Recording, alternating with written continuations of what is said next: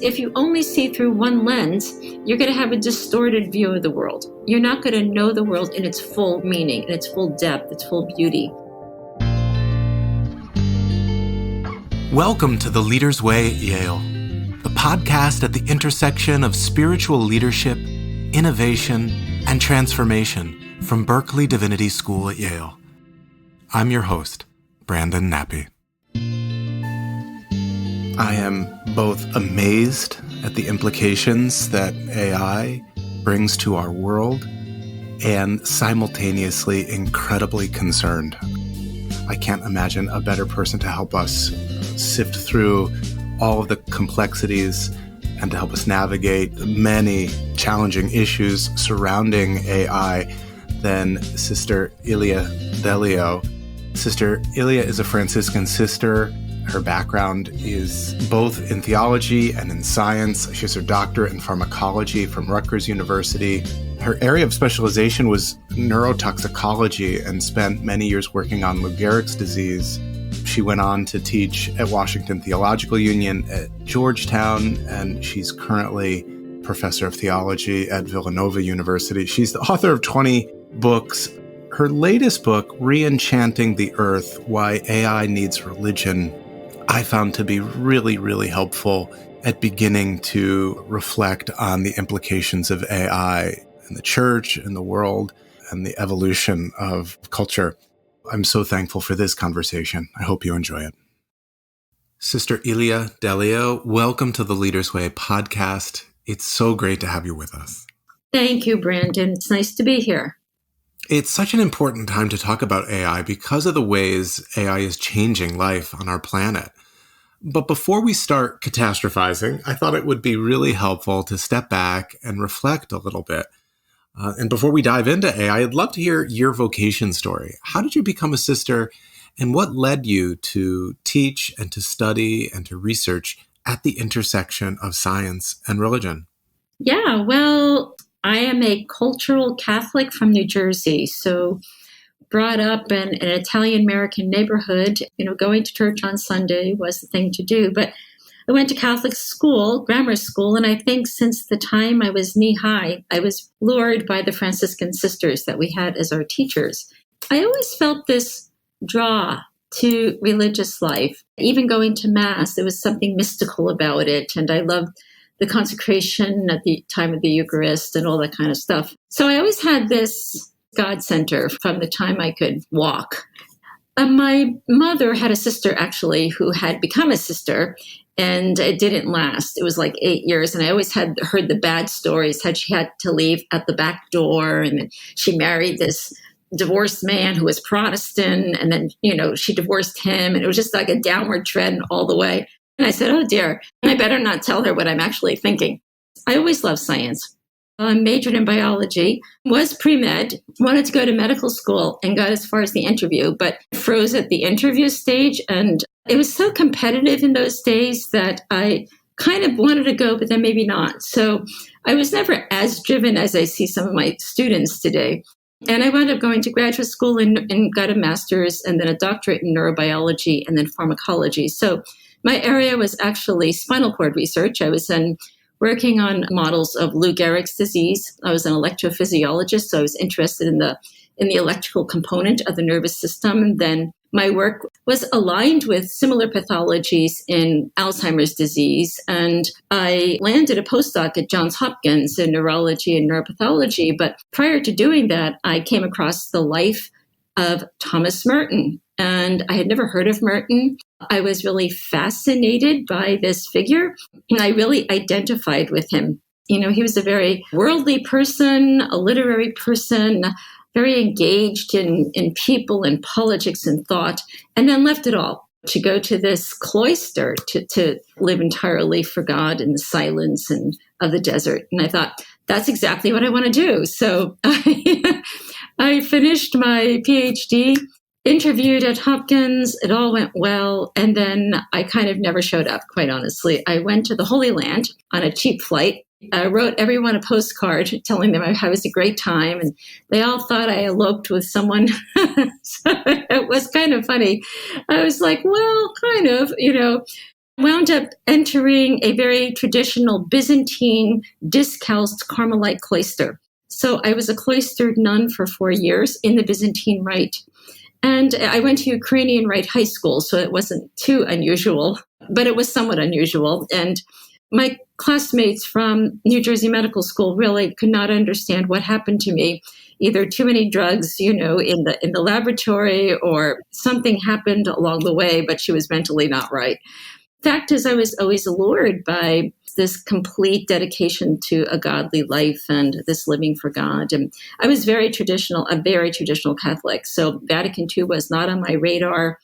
I wore the full floor-length habit with the coif and all. And that lasted, I always say, once the drugs wore off, I began to wake up. I said, oh, what am I doing here? It was a beautiful life in some ways. The cloistered life is a very rhythmic life, very ecological, very tied to the earth. We did a lot of farming, planting. We grew all our own food. Today, the same monastery has a whole animal farm and stuff like this. And while I really loved the life in many parts, I could not reconcile it with the incarnation. God entered into the midst of a busy, messy world, and I couldn't understand leaving the busy, messy world to find God.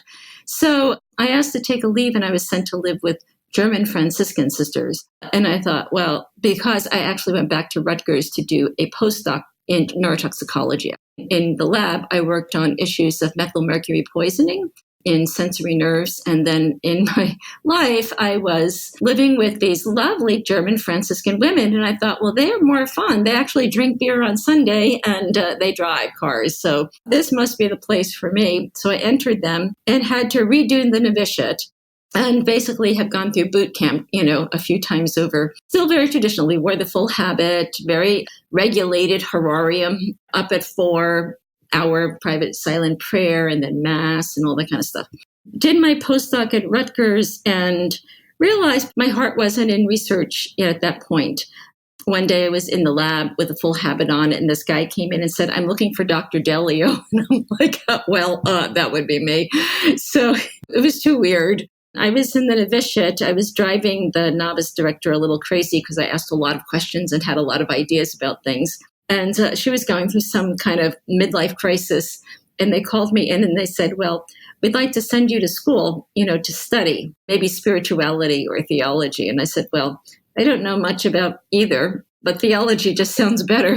Spirituality just sounds kind of fluffy. So I had actually no idea. But I just thought, theology, read some books and write some papers. I can't be that difficult. After going through medical school courses, it all seemed pretty lightweight. But of course, that wasn't true.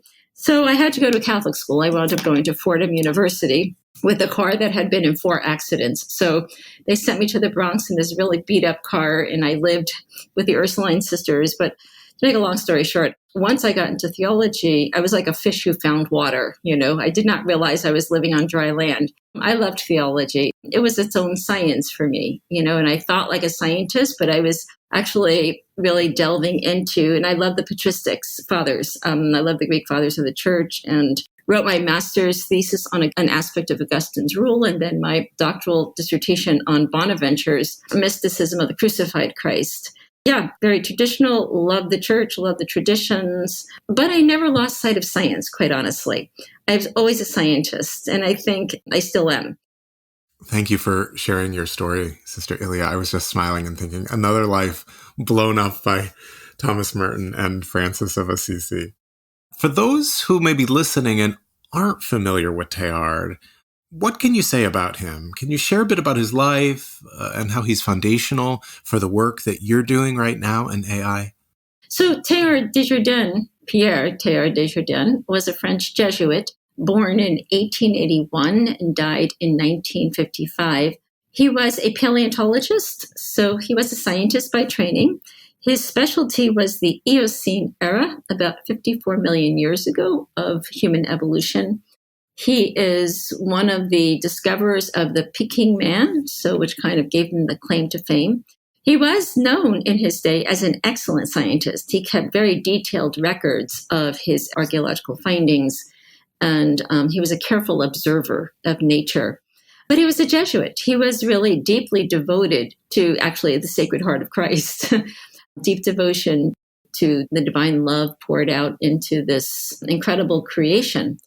He never really claimed to be a theologian. He didn't say, I'm a scientist who wants to be a theologian. He said, I'm writing as a scientist, And so people often, they judge him harshly. He's been criticized on so many levels by theologians, but I'm like, he actually wasn't trying to be a theologian. So I think we got to give the guy some credit here.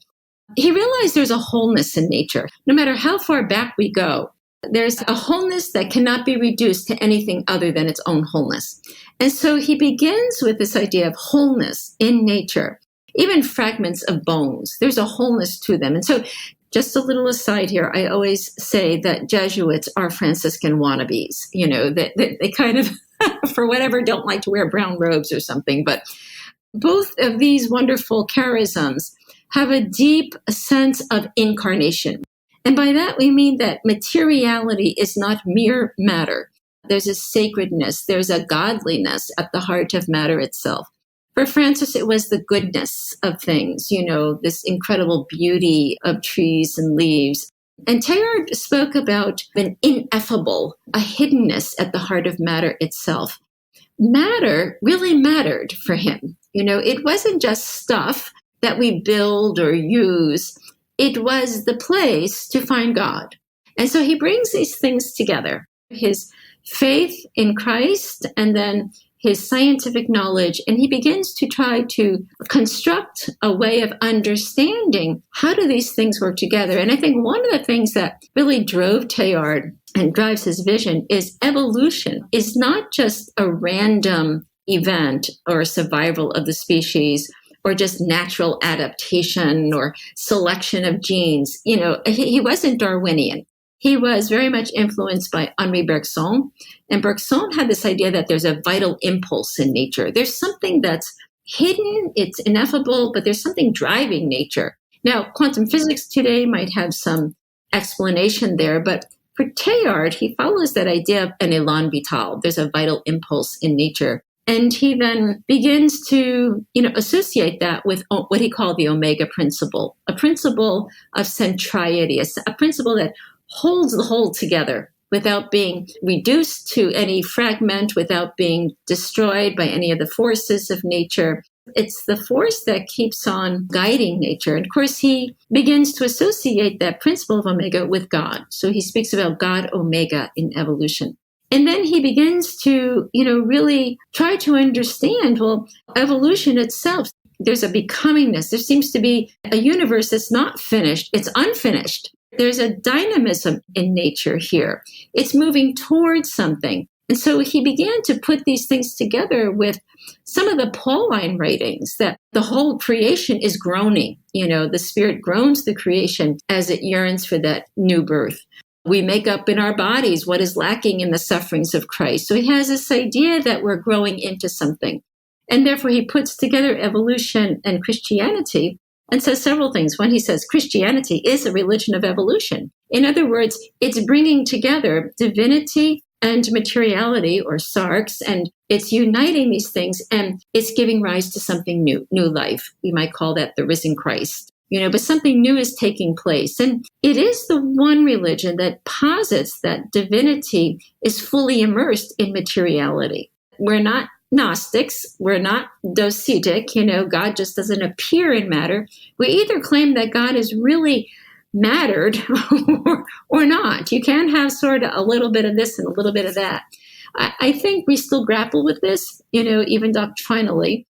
We still have Chalcedon, which was, in my view, kind of the political, sort of like Democrat-Republican thing, like the Antiochians and the Alexandrians, let's get them together and they stop fighting with one another. And so we have kind of a political formula, but I don't think we've ever really fully embraced incarnation as the full kenosis of divine love. That this is what God is. And Teilhard gets that in his own way. And therefore, he speaks about, something he said is taking place in evolution, and that's the incredible thing here. And of course, no scientist is going to agree with that. They're like, no, dude, there's nothing taking place. This is just science. It's just physical laws happening. But this is where actually technology will, I think, play a role. There's something taking place here. And our question is, what is it? We haven't always been human, Homo sapiens. There have been a number of species before us, right? Different hominid and hominin type of, species. And we're not going to be always Homo sapiens in the future. We're on the cusp of being something new. So newness is the name of the game for Teilhard. And basically, it's novelty, creativity, and future. Those are the three pillars that he builds on. He was kind of forced out of his native country. And he, spent decades in China and Africa. At the end of his life, I think he suffered quite a bit, actually. Not just physically. He did have a heart condition, but I think he suffered mentally, sort of a dark night of the soul, not being understood, not being accepted, and then rejected by his own Jesuit confreres. So he kind of knew his end was coming about 1950, asked to return to France, and the Jesuits declined his application to return to his native France. And he was sent to a community, the Jesuit community in New York City on 83rd Street. He was there just a few years working at the Renegrin Foundation, and he suffered a massive heart attack, I think, and died. Buried very simply, in Hastings-on-the-Hudson, in what is now today the Culinary Institute of America. Very simple grave, just a few rocks on it. I don't know if he ever thought that what he did would ever see the light of day, quite honestly, because he was not allowed to publish a single thing of his spiritual writings or theological musings during his lifetime. The lesson here, if you want something to live on, give it to your best friend who's a woman. I just want to throw that in there. Because his secretary, she must have known that there was something special here, and she preserved his writings and made sure that they were circulated among the friends of Teilhard, and then they were copied, etc. I don't know if he died thinking that anything he ever thought would ever come to any kind of fruition. And so here we are, almost 70 years later. Yeah, he died in 1955, so 68 years later. Teilhard's notion of this evolutionary dynamism, this newness, this emergence, leads us to AI. And I'm wondering if you could tell us the story of how this book came to be. What made you want to dig into AI? Well, I have been fascinated, actually, by computer technology since my initial readings of Teilhard on the future of man and his notion of the noosphere and the ultrahuman. These are terms that he coined to speak of what could possibly emerge with what he called minds that are linked together electronically. I have been teaching a course on technology and the human person on the undergraduate level at Villanova University. My first course was actually at Georgetown on Facebook and Jesus, or what would Jesus tweet type thing. It has morphed into technology and the human person. And then a few years ago, I did a doctoral seminar with one of my colleagues at Villanova, George Tiener, on transhumanism, posthumanism, and the new materialisms. So I became involved in the philosophy of artificial intelligence and then the philosophy of mind. And really what's been going on since, quite honestly, this is not all that new. So in your book, Re-Enchanting the Earth, Why AI Needs Religion, you remind us of Karl Jasper's work and his insight that religion developed in the axial period. So I wonder if you can describe this period for those of us who maybe don't know about this history, or maybe it's been a long time since our undergraduate class when we encountered this topic. And then the second part, you describe our own age as a second axial period. So maybe you can build the bridge and help us understand what might be happening now based on your sense of what was happening back then in the axial period.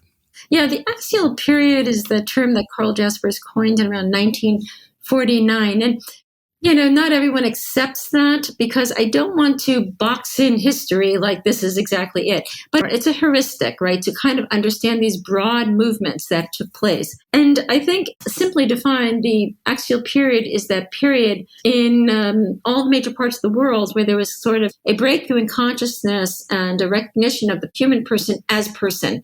That is, as one who is endowed with freedom and a sense of transcendence, etc. One way to appreciate the axial period is to understand pre-axial period. So by axial, I take that primarily to refer to levels of consciousness. So pre-axial consciousness, or the pre-axial period, was having a sense of or an awareness of spiritual unity in nature, human community, what we call today indigenous spiritualities or primal spiritualities, which are very beautiful in their own way. Primal in the sense, not that there's something old about them, it's an awareness. What does it mean to belong to the whole? Maybe that's just one way to put it. And for preaxial spiritualities, it's this sense of spiritual unity. That which runs through the course of the trees is the blood that runs through my vein, is the spirit that runs through the sky. Axial period actually emerges, I think, with the discovery of moving from a flat Earth cosmology to a 3D cosmology, as the Greeks began to observe it. And that kind of length with height and depth, that belonged to the Ptolemaic cosmos, eventually described by Ptolemy, really gave a sense of awareness of distinction, of the human person. And now the human person now was related to creation, but also could conceive of oneself as distinct, one who was not finding an identity in nature, but related to nature. And so we have the rise of the world religions during this period. So including the ancient traditions of Jainism and Hinduism, and then Judaism, Christianity, Islam.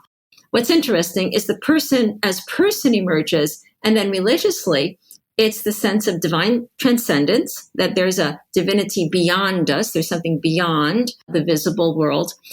Also a sense of the monk or the solitary one. So the Platonian, flight of the alone to the alone idea. Then our own age, which we can mark with the discovery of relativity in 1905, that early 20th century with Einstein and others, and the discovery of a Big Bang universe, really kind of began to usher in a new consciousness, which today we can speak of a shift in consciousness from transcendence to immanence, from solitary to community, from otherworldly to ecological. So we are what we might call a second axial consciousness. It's a breakthrough in all parts of the world. And this second axial consciousness has definitely been deepened or expanded by the internet. We have today what we call global consciousness, which would have been really unheard of in 1950, a time when air travel itself was like, wow, that was like amazing. So cell phones, all the stuff that we are now so used to and embedded with in our daily lives, these did not exist, and now they do exist. And everything about us has radically changed, our whole new awareness. And that means not only our sense of the world has changed, our sense of ourselves has changed. The human person, and I think this is hard for us to get our heads around, but we are evolution. Not just that we're in evolution, we are evolution now on the level of consciousness. Something about us is radically changing. It's radically shifting. You quote Alfred North Whitehead when he said, "Religion will not regain its power until it can face change in the same spirit as does science." And so I'm wondering if you could share what led you to source Whitehead in that way. What sorts of shifts in transformation does religion need to undergo if it is to support us as we move into the second axial period? Kind of a PS there on the axial period. I think we are quickly approaching the third axial age. A lot of our lives is lived in the rearview mirror, so we're just still in the first axial period. We're quickly going through the second axial period. I see the third axial period on the horizon with space travel and exploration of extraterrestrial life. So I just want to put that out there. Alfred North Whitehead was contemporary of Teilhard, two process thinkers, right? There's no indication that they had any direct correspondence or anything, but they were both grappling with the fact that science and religion are like a pair of eyeglasses, two lenses of knowing the one world. And if you only see through one lens, you're going to have a distorted view of the world. You're not going to know the world in its full meaning, in its full depth, its full beauty. And so Whitehead, like Teilhard, thought that religion has to be open to the same kind of paradigm shifts that science has undergone. And, I've heard this argument that, science always changes, but religion, is divinely intended and never meant to change. Well, that, quite honestly, that's just silly. Just never always been this way. And God is quite at home with change, quite honestly. And so I think both Whitehead and Teilhard really sought to develop what we're calling today an open theism.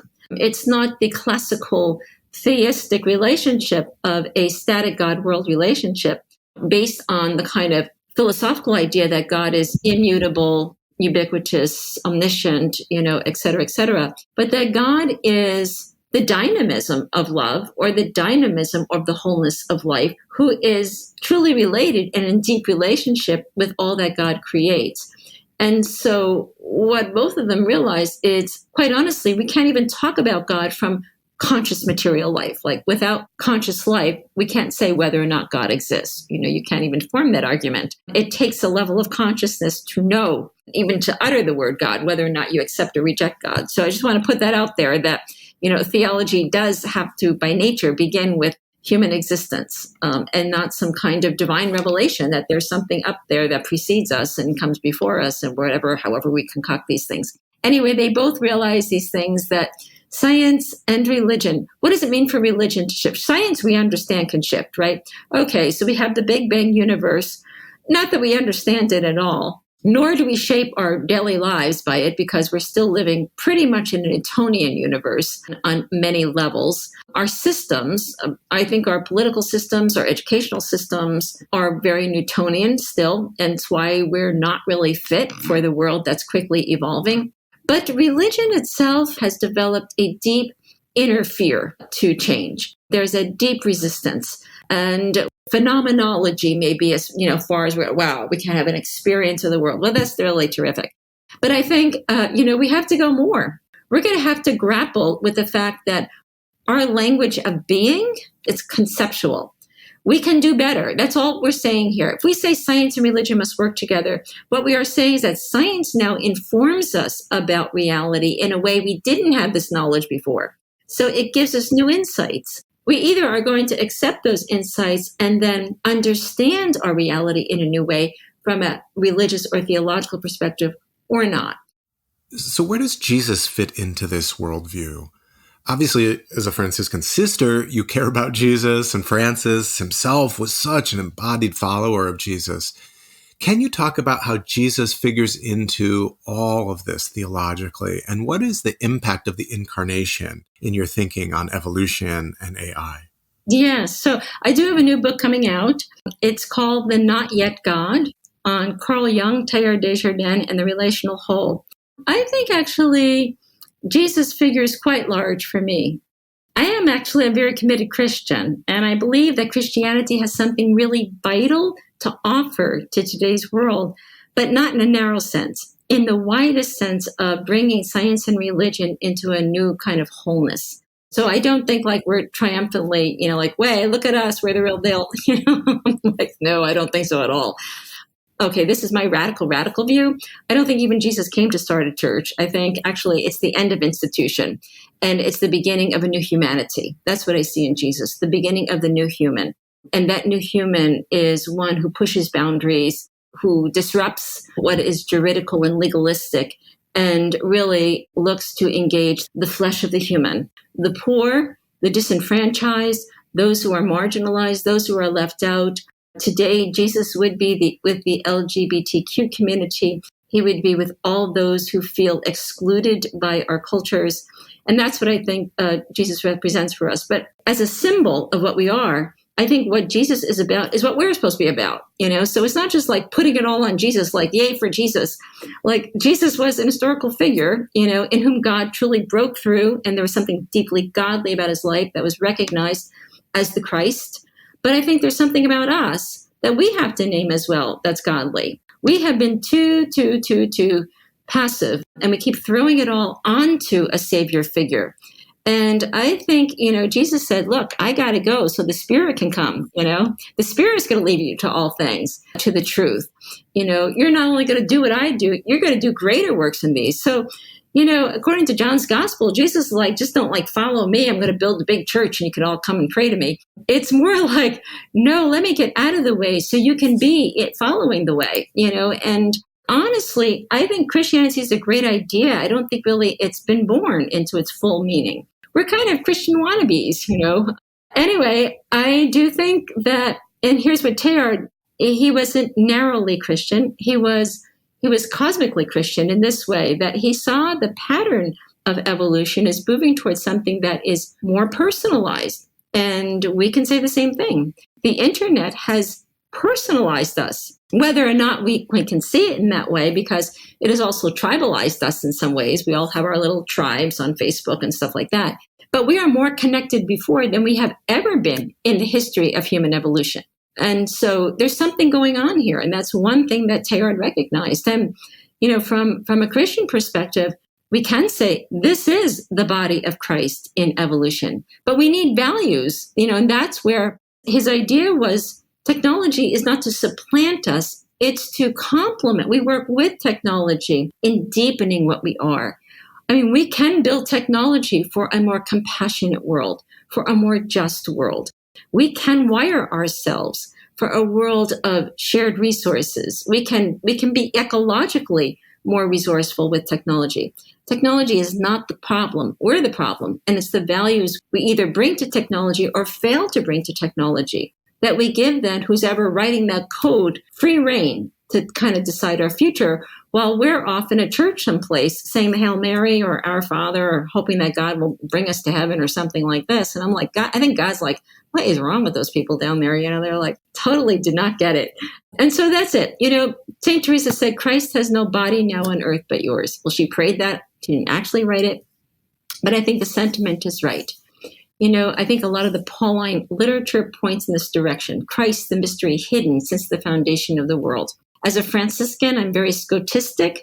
I think that Christ is kind of the reason for the season, and not in the narrow sense, but this universe has meaning and purpose in the love of God. We have the capacity for a fullness in love. We have the capacity to become a truly unified world. Will we do it? But it may take millions of years and a lot of better technology to get us there. But that we're capax Dei, for sure. That we're capax infinity, yes. And that's something actually that Silicon Valley knows without being religious. That's the problem. We are too small, too narrow, and too fearful in our religious beliefs. If we really, really believe in a God of an incomprehensible love, then we have to live out from that center. And we have to do daring things. We have to do big things. And that's not saying no to technology. We have to have a radical voice in technology to say how we're going to use this, how we're going to be co-creative with technology for a new future. And finally, can you share with us a concern and a hope? What keeps you up at night, and what ultimately leads you to find hope amid all the turmoil and challenge that you encounter in the world today? I do worry that because we are not fully on board with AI and we are so politically divided, it's a volatile world. I am worried about the survival of the fittest mentality, even in terms of consumerism. We saw that with the COVID pandemic. People just run and hoard things for themselves. So we don't have a sense of shared being. We don't have a sense of a shared earth. And one of my fears is a computer meltdown, actually a virus that would attack all the computer grids. I think that would be really a wipeout for us. But I do live in hope. I'm not just a naive optimist. I guess people say, oh, you're such an optimist in the face of everything. I have a great sense of God's love within myself, and a sense that love will, fidelity to God's love, fidelity to that presence of God, allows us to see the light shining through the darkness. It allows us to see the life budding through the charred trees. Where there's God, there's future, and where there's God, there's hope. And we're here after 13.8 billion years of cosmic life, cataclysmic life, violent life in the cosmos, violent life here on Earth. 5 major extinctions. We will undergo some kind of extinction. I'm pretty sure of that at some point in the future. It's just that is how life evolves, by the way. It's not that we're going to live forever. We have to shift our mindsets. It's not just like God's going to come and whisk us away on some chariot. It's that we're part of something that's so much more than we can conceive or imagine. We're part of a great cosmic drama, a divine drama that's taking place in this huge, immense process of life itself. And we have to let go of trying to control this life and engage in this drama as an adventure. And that means to use our gifts, to take chances, to fall down, to get up again, to think in new ways, think out of the box, try new things, try different things, because that's how life actually evolves. Life is a constant experiment on the biological level. It's always seeking out new, let's try this. It's always playful.